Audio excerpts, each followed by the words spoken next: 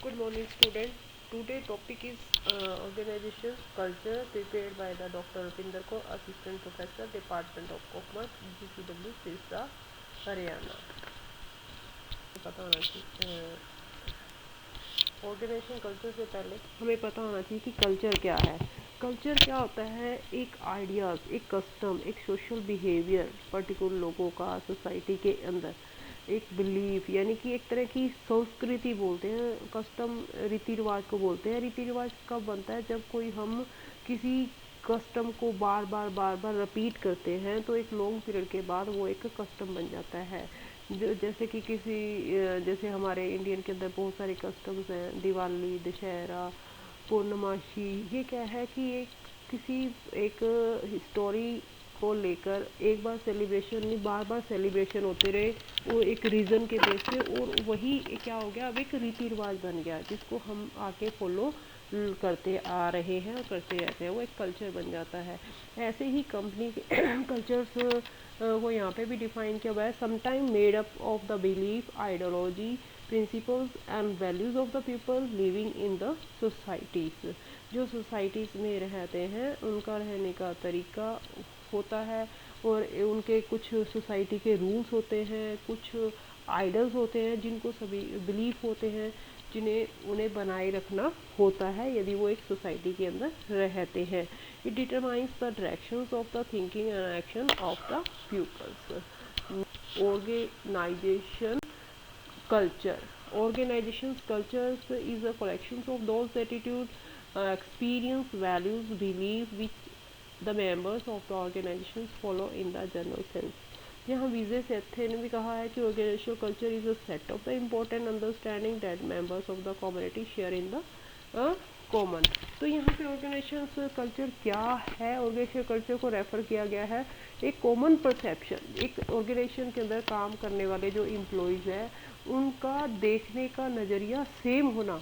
जब वो एक वर्किंग प्लेस पे काम कर रहे हैं, वहाँ पे कोई प्रॉब्लम्स आती है या कोई पॉलिसी को फॉलो करना पड़ता है, कोई टेक्निक में चेंजेस आती है, उन सबका नज़रिया क्या होगा? सबका सेम ही होगा। तो तभी वो एक कल्चर की जो है कल्चर का वहाँ इन्वायरमेंट क्रिएट हो जाता है, उसी को हम एक ऑर्गेनाइजेशन कल्चर कहते हैं। यानी कि इसके अंदर हम ये भी कह सकते हैं कि ऑर्गेनाइजेशन कल्चर जो होता है एक ऑर्गेनाइजेशन के अंदर जो होता है उसकी सेम इमेज पूरे आउटसाइड वर्ल्ड पे भी बन जाती है। पता चल जाता है कि जिस ऑर्गेनाइजेशन का कल्चर काफ़ी स्ट्रॉन्ग होता है तो उनकी इमेज बाहर भी एक अच्छी स्ट्रॉन्ग मानी जाती है, और उस कंपनी में काम करने वाले जो वर्कर होते हैं उनकी एक इमेज बन जाती है कि हम एक जो है फेमस ऑर्गेनाइजेशंस के अंदर जो वेल नोन है वर्ल्ड के अंदर, उसके अंदर काम कर रहे हैं, उनकी पर्सनैलिटी बन जाती है। और इस ऑपोजिट फॉर्म में हम वीक ऑर्गेनाइजेशन के बारे में बता सकते हैं जिनका कल्चर भी थोड़ा स्ट्रॉन्ग नहीं है, वीक है, वो अपने एक दूसरे पर वो ट्रस्ट नहीं करते हैं, काम करने वाले छोटी छोटी बात पर वो उनके अंदर कन्फ्लिक्ट स्टार्ट हो जाता है, झगड़ा स्टार्ट हो जाता है। तो वहाँ का कल्चर भी क्या है, वीक होता है, तो उसकी वजह से उनकी बाहर इमेज भी आउटसाइड वर्ल्ड में भी जो है वो डाउन जाती है। हमारा नेक्स्ट टॉपिक इसके आते हैं फीचर्स, यानी कि characteristic of the organization culture के अंदर क्या करेक्टरिस्टिक है। इसके यहाँ कुछ करेक्टरिस्टिक यहाँ पे डिफाइन किए गए हैं। फर्स्ट है system of the share meaning. System of share meaning का मतलब यहाँ पे बताया हुआ है कि organisation culture is a system है share meaning. It imply understanding the key value of the organisation in the same sense and their acceptance by all its member. Key value का मतलब है उस कंपनी के अंदर यूज़ होने वाले keyword यानी कि जो जिससे वो उस कंपनी का कल्चर बनता है, यानी कि same policy, same custom, same view, same thought, same idea, same belief का होना, ये की वैल्यूज़ होती है जो कि सभी जो उस काम में उस जो कंपनी के ऑर्गेनाइजेशन में काम करने वाले सारे मेंबर उन्हें इक्वली एक्सेप्ट करते हैं। सेकेंड है शेपिंग ऑफ द बिहेवियर। जिस ऑर्गेनाइजेशन कल्चर की एक मेन फीचर ये भी मानी जाती है, ये क्या करता है ऑर्गेनाइजेशन में काम करने वाले मेंबर को अब एक तो शेप देता है। जिस तरह आपको पता है कि पोर्टर होता है, पोट बनाने वाला कुम्हार एक घड़े को अपनी हाथ से जो शेप देना चाहे वो शेप दे सकता है, चाहे वो घड़े की दे, चाहे एक तवे की दे दे, या मटका गोल बना दे, लंबा बना दे, सुराही की फॉर्म बना दे, वो उसके हाथ में होता है। ऐसे ही जो ये कल्चर जो होता है, कल्चर भी क्या होता है, मेंबरों के बिहेवियर को एक सेम सिमिलर शेप देता है। ये मेंबर्स को गाइड करता है कि उन्हें ऑर्गेनाइजेशन के अंदर कैसे अब डीलिंग करनी है और ऑर्गेनाइजेशन के बाहर जाके कैसे डीलिंग करनी है। थर्ड इन है feeling of the community. When all the members of the organization start conducting themselves in accordance with the organization cultures, the group cohesions in them the promoted। इसे कहता है फीलिंग ऑफ कम्युनिटी का मतलब होता है community यानी कि एक यूनिटी की फीलिंग आना। जब लोग इस सेम कल्चर के अंदर एक अच्छे कल्चर, उस ऑर्गेनाइजेशन का एक अच्छा कल्चर होता है, सभी मिलकर रहने लग जाते हैं, तो क्या होता है ग्रुप की फॉर्म में रहने लग जाते हैं, तो उनके अंदर क्या होता है आपस में लगाव बढ़ने लग जाता है।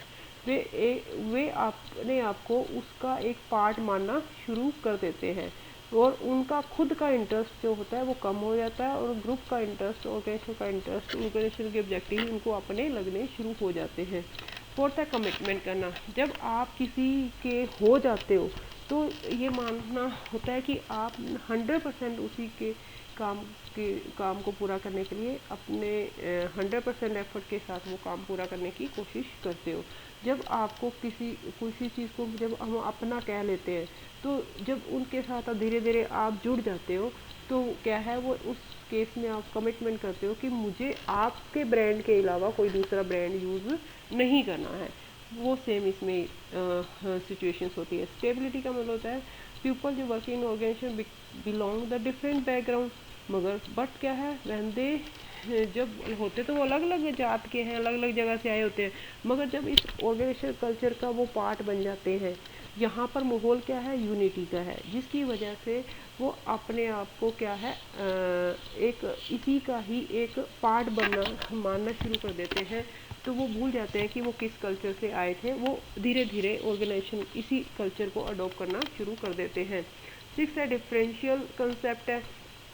वो कहता है कि differential concept imply every organization has its own differential culture. पता ही है हर एक ऑर्गेनाइजेशन का अपना अपना कल्चर होता है। यही रीज़न है कि जिन ऑर्गेनाइजेशन का कल्चर स्ट्रॉन्ग होता है वो दूर से ही पहचाने जाते हैं कि वो पर्सन नेक्स्ट उस कंपनी का है, और ये किसी ना किसी तरीके से वो उनके बिहेवियर से, उनके ड्रेस सेंस से वो अलग माने जाते हैं।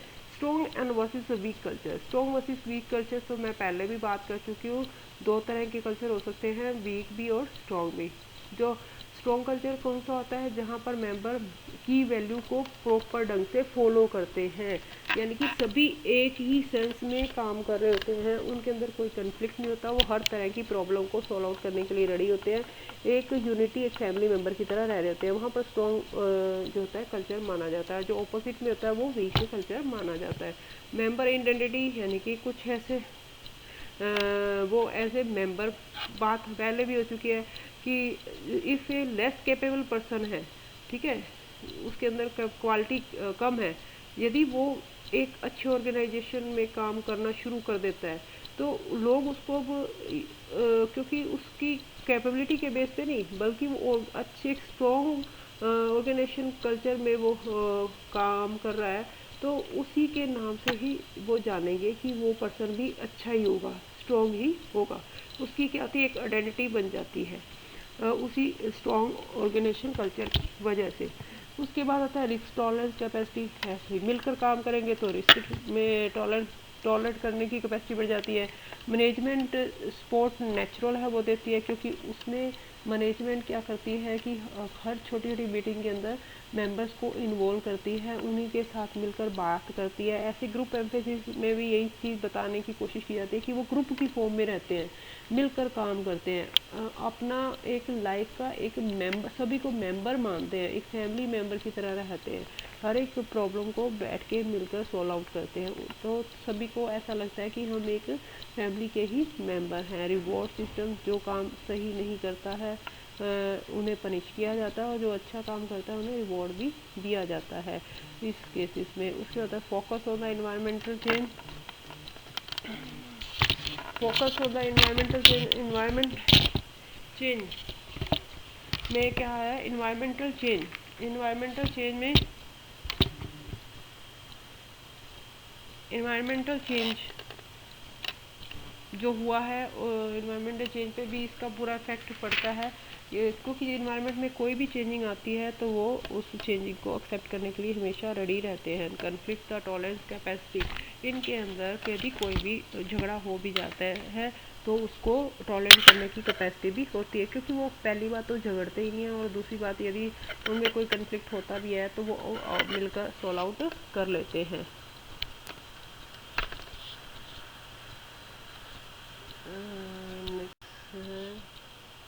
Feature of the strong culture. Strong culture किसको मानते हैं, यहाँ पे कुछ मैंने फीचर्स बताए हैं, जैसे conduct business according to the clear manner, business clear manner में होना चाहिए। मैनेजमेंट को जो है ज़्यादा से ज़्यादा वर्कर के साथ, एम्प्लॉय के साथ जो है टाइम स्पेंड करना चाहिए। वैल्यूज़ जो होती हैं, वैल्यू यहाँ पे होगी संस्कार, जो उस ऑर्गेनाइजेशन के बने हुए, ऑर्गेनाइजेशन का जो कल्चर है किसी ना किसी फॉर्म में उसे शेयर करना चाहिए। और जब भी किसी नए एम्प्लॉय को सिलेक्शन करते हैं, नए एम्प्लॉय की सिलेक्शन करते हैं, बहुत ध्यान से करना चाहिए कि उसकी बैकग्राउंड को चेक करते हुए कि वो ऐसा पर्सन है जो कि यहाँ पर आकर इस कल्चर, इस माहौल में फिट हो जाएगा या नहीं हो जाएगा। इसलिए जो सिलेक्शन है वो बिल्कुल ध्यान से करनी चाहिए। Visible reward for those following norms, penalty for those वो डोंट। ऐसे लोगों को जो कि प्रॉपर ढंग से इस कल्चर को अडॉप्ट करते हैं, उसके हिसाब से काम करते हैं, उन्हें रिवॉर्ड भी करना चाहिए, और जो नहीं चलते, विरोध करने की कोशिश करते हैं, तो उन्हें पेनल्टी भी देनी चाहिए। ये फीचर है स्ट्रॉन्ग कल्चर के। उसके बाद नेक्स्ट हमारा टॉपिक आता है symptom of the weak organization culture, जिसके ऑपोजिट फॉर्म में ये सारे हैं। लैक ऑफ मोरल, उसमें मॉरलिटी की कमी होगी, वो प्रॉपर ढंग से फिट नहीं हो पाएंगे, इन्वायरमेंट को वो अवॉइड करने की कोशिश करेंगे, सब कल्चर उनका जो है वो अंडर डेवलप होगा, और ऑर्गेनाइजेशन की वैल्यू भी उनकी, वो वैल्यू जो होती हैं कल्चर, उसको अवॉइड करने की कोशिश करते हैं, और war form among the subculture में हमेशा झगड़ा सा होया रहता है। ये सब निशानियां हैं वीक ऑर्गेनाइजेशन कल्चर की। नेक्स्ट जो टॉपिक हमारा आता है institutionalization and for of the organization culture. When the almost all members of the organization have a conception of the key values of the organizations, we will say that the members and organizations are one and the same, or they have the similar identity, and such a situation known as the institutionalizations. ये क्या हो गया एक तरह का, इसमें क्या होता है कि जब क्या माना जाता है कि development of the common understanding in the, किसी ऑर्गेनाइजेशन में काम करने वाले व्यक्ति, जब सबकी कॉमन सेंस सेम होती है, उनकी कॉमन अंडरस्टैंडिंग हो जाती है, जब वो उस कंपनी ऑर्गेनाइजेशन के की वैल्यू को फॉलो करने शुरू कर देते हैं, सारे मेंबर अपने आप को सेम मानते हैं, उनकी सिमिलर आइडेंटिटी होती है, और ऐसी सिचुएशन को ही हम क्या बोलते हैं, इंस्टीट्यूशनलाइजेशंस बोलते हैं। तो ऐसे केस में सारे क्या है, वो अपने आप को उसका मेंबर मानते हैं। तो नेक्स्ट हमारा जो टॉपिक कल्चर फंक्शंस, यानी कि रोल इन द ऑर्गेनाइजेशन में क्या कल्चर फंक्शंस हैं। शेपिंग ऑफ द बिहेवियर बात हो चुकी है इसमें पहले भी, कि यही एक फंक्शन माना जाता है कल्चर का, कि सभी जो वर्कर काम कर रहे हैं उनको एक ही शेप देना, एस्टेब्लिशिंग आइडेंटिटी, उनकी एक आइडेंटिटी दूर से ही पता चले कि ये एक स्ट्रॉन्ग ऑर्गेनाइजेशन कल्चर के पर्सन है, उनके बिहेवियर से, उनकी आइडल से पता चलना चाहिए। Helping in the implementation of the change, यदि कोई मान लेते हैं कि चेंजिंग आती है, आपको पता है टेक्नोलॉजी चेंज आने से क्या होता है कि जो इम्प्लॉयज़ होते हैं उनके अंदर कन्फ्लिक्ट होना शुरू होता है, कुछ कहते हैं कि हम नहीं अडोप्ट करते, कुछ कहते हैं कि हमें अडोप्ट करना है। तो ऐसे में जो कन्फ्लिक्ट होता है, तो ऐसे केस में जहाँ पे कोऑर्डिनेशन कल्चर स्ट्रॉन्ग है, वो किसी भी तरह की चेंजिंग को ईजिली ही इम्प्लीमेंट करने में वो सपोर्ट देते हैं, वो आपस में झगड़ते नहीं हैं, वो कभी भी उसको डिनाई भी नहीं करते हैं, वो उसको धीरे धीरे अडॉप्ट करने की कोशिश करते हैं। Developing the sense of the commitment, उनमें कमिटमेंट की भी सेंस डेवलप होती है। कमिटमेंट मतलब कि वो 100% डेडिकेशन उन्हीं का होता है उस ऑर्गेनाइजेशन के प्रति। किसी जैसे मैंने एग्जांपल दिया था कि मुझे तो आपका ही ब्रांड यूज़ करना है, बाकी ब्रांड को से मुझे कुछ भी लेना देना नहीं है। डिफाइनिंग द रोल्स है, रोल्स रोल्स रोल्स जो रोल जो है इसमें क्या माना जाता है, इसमें जो उसका रोल माना है, defining the roles, organization culture जो है doesn't the job of the defining the role of the employee. इसमें किसी का कोई पर्टिकुलर रोल्स नहीं है, कोई पर्टिकुलर ड्यूटीज नहीं है, वो एक बाउंड्री के अंदर रहकर मिलकर एक फैमिली की तरह वो एक काम करते हैं। उनकी मेन एक्टिविटी हो, चाहे देखो सब कल्चर सब ऑर्गेनाइजेशन भी हो सकते हैं, उनका मेन ऑर्गेनाइजेशन भी होता है, दोनों को एक ही रोल है कि उन्हें मिलकर काम करना है। एनकरेजिंग मेंबर एक दूसरे को एनकरेज करते रहते हैं, मतलब कि किसी तरह का झगड़े वाला इन्वायरमेंट क्रिएट नहीं करते, बल्कि एक दूसरे को एनकरेज करते हैं। Enhancing social ability, social stability का मतलब होता है कि एक मिलकर रहना। जिस सोसाइटी में मिलकर तभी रहा जा सकता है जब हम उसके नॉर्म्स रूल को फॉलो करते हैं। रिनफोर्सिंग स्टैंडर्ड एंड इम्प्लीमेंटेशंस क्या आता है, इसमें बोला जाता है कि to fix the standard is one of the main characteristics of the organization culture.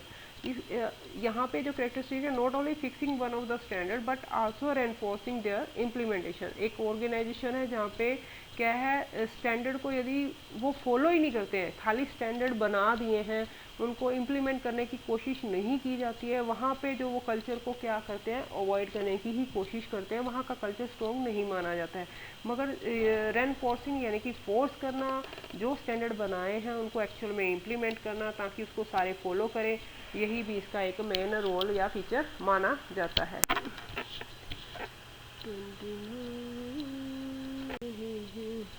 Next topic है टाइप ऑफ कल्चर। फर्स्ट है functional culture, live and let live cultures, powerful culture, subculture, blame culture, leader culture and brand concurrent culture and multidimensional culture and strong cultures है ना, weak culture.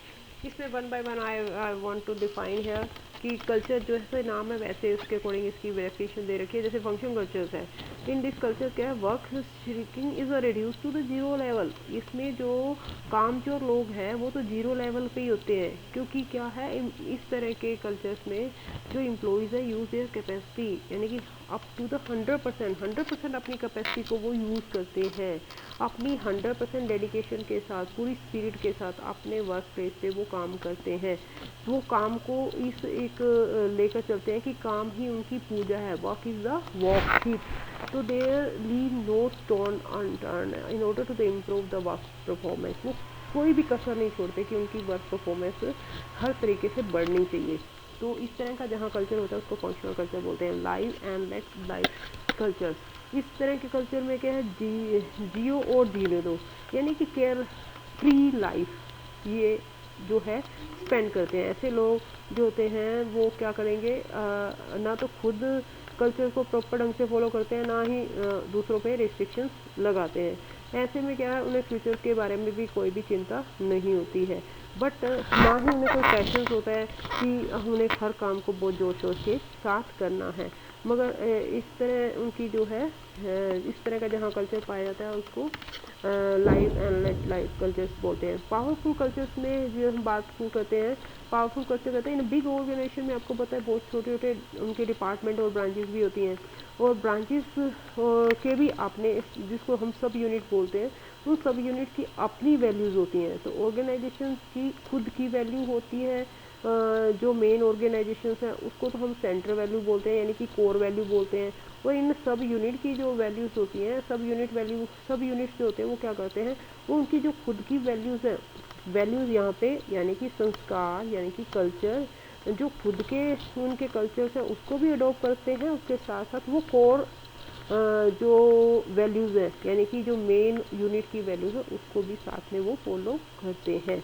इसी तरह है, यानी कि overall अपने आप को वो एक फैमिली मेम्बर की तरह ही मानते हैं, चाहे वो उनके ही छोटे छोटे डिपार्टमेंट क्यों ना हो, चाहे उनकी अपनी ही अलग अलग कल्चर क्यों ना हो, तो उसको हम पावरफुल कल्चर बोलते हैं। ब्लेम कल्चर सब कल्चर की बात करते हैं, यानी कि सब यूनिट, यानी कि बड़े ऑर्गेनाइजेशन में छोटे छोटे कल्चर्स होते हैं, तो यहाँ पे भी क्या है, हर एक कल्चर का अपना सब यूनिट का अपना अपना कल्चर होता है। सिर्फ ये एक कोर कल्चर का ही एक पार्ट माना जाता है, उसको सब कल्चर बोलते हैं, यानी कि उन्हीं का एक छोटा पार्ट। ब्लेम कल्चर क्या होता है, ब्लेम नाम से ही पता चलता है, एक दूसरे को ब्लेम करना। इस तरह के कल्चर में क्या होता है कि हर पर्सन, चाहे वो छोटा है चाहे बड़ा है, एक दूसरे को की टांग खींचने में लगा होता है। वो कोई भी ऐसा टाइम या मौका नहीं छोड़ता कि जिसमें वो दूसरे की बुराई ना करे। इस तरह के कल्चर में क्या होता है, हर कोई प्रोग्रेस में एक दूसरे की प्रोग्रेस के अंदर कांटे ही बोते हैं। तो ऑर्गेनाइजेशन के लिए इस तरह के ऑर्गेनाइजेशन की इमेज बाहर भी बहुत ही नेगेटिव इमेज बन जाती है। तो कोई भी पर्सन जो अच्छे वेल पर्सन होता है, वो इस तरह की अपनी आइडेंटिटी नहीं बनाना चाहता।